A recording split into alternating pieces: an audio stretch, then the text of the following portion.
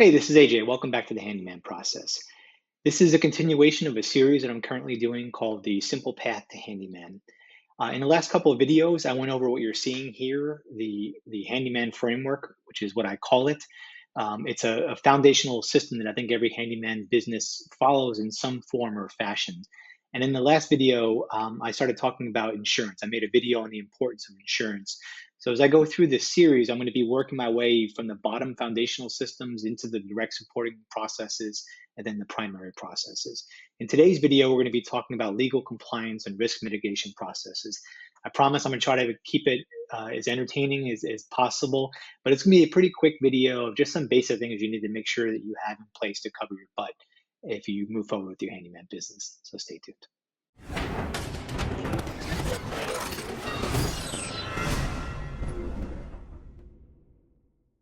So I put this down intentionally as almost a foundational layer, the bottom foundational layer. You have insurance, and then you have legal compliance. And when I'm talking about legal compliance, I'm talking about things that the law requires of you to run your business, whether at the federal level, the state level, or the local level. The good news from a man business perspective, there's not a whole lot of legal ramifications. There's some stuff in the tax code that we have to abide by, but no certification things or things of that nature that I'm currently aware of for the handyman business. So as I dive into this, we're going to be pretty much talking at the state and local level. And with that being said, I'm going to jump into some resources. Okay, the first thing I'm going to jump into here is it's actually a AI engine. It's Google's AI engine, which is used to be known as Bard, but now is known as Gemini. And the reason I'm going here is I see AI as access to some of the smartest, non-opinionated people that you can talk to get straight information, or at least a head start on some stuff. So I recommend whatever AI engine you're using, whether it's Gemini, ChatGPT, or something else, start to ask certain questions that are related to your business, whatever state you may be in. So for example, if I come down here and I type in what legal requirements do I have to comply with if I'm starting a handyman business in Schertz, Texas, which is where I live. I'm gonna go ahead and hit enter on that. And what are we gonna see? We're gonna see to check the city of Schertz local website. In this case, it doesn't give me the link to that, but I know what it is. So I've actually already been there, done that, checked that out. Check out the city clerk's office if there is one. Okay, that's also on the city of Schertz website.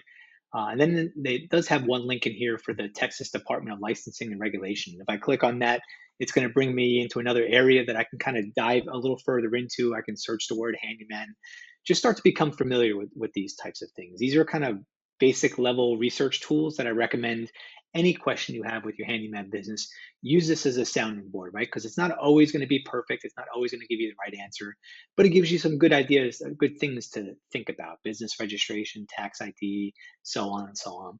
And I can dive a little further into this, right? I could say, do you have the website for Schertz, right? And it's going to do its thing. It's probably going to pop up with a link. Yeah. So I follow that link and I can go over to my local town and I can start to dig through and find information. So that's step number one. I recommend you do that for the state that you live in. You do a little bit of searching, you ask a couple of questions. The questions you may be asking yourself: do I need a license? Do I have to be registered? Can I do electrical work? Can I do plumbing work? Ask a series of questions in there. So that's the starting point. But I'm going to bring you over to a great article that I've read. Maybe we'll give you a shortcut.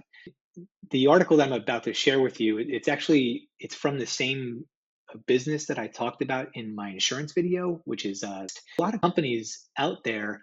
They want to make it as easy for you to open up and start a business as possible. So they write a lot of blogs and articles, inform you of what's going on. And a lot of this content is pretty good. Some of it's not, but a lot of it is pretty good. Companies use that to drive you to their website. So if you read a great blog article, you might be likely to go to their website to purchase something. So with that being said, I found a great article and I linked it to my website, iamhandy.org. If you're not familiar with this website, as I compile and grab information that I'm making these videos on, I try to put it here. It's all free. Just go in there and poke around. I'm not the world's greatest guys when it comes to websites, but what I do is when I find new ideas, if I can't really categorize them somewhere in one of these other headings, I might just drop a blog article in there. So recently I came in here and I found this great article on handyman license requirements by state. So I recommend you come in here, click on this and it's going to fly you over to that website that I told you about, Next. So Next is an insurance company that caters to anybody who needs liability insurance and whatnot. But this particular article looks like written by Matt Crawford in December of 2023 is a great starting point for you for your particular area. So you can read the header, but what I want you to focus on is you come down to your state. Let's say you are in Florida, right?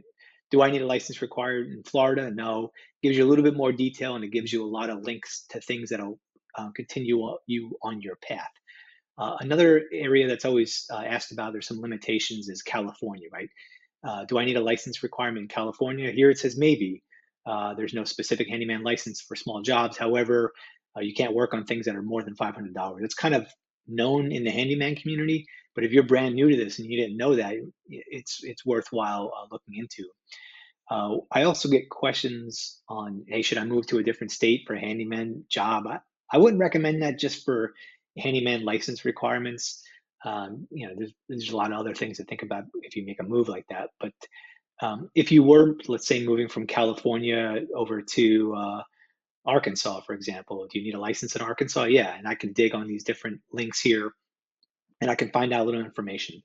And I'm going to double check it on my particular state, which is Texas, right? So if I come down here to Texas, do I need a license? No. So there's no general handyman license requirement in Texas, and the laws are a little bit fuzzy when it comes to plumbing and electrical. If you go in there, you almost need a lawyer to interpret it. So a lot of handymen, especially in the Texas area, or maybe any state for that matter, might skirt the areas. Like in me particular, comes to electrical, I'm not running new wiring. I'm not opening up breaker boxes. If you're changing a light fixture, I will tell the homeowner I'm not a licensed electrician.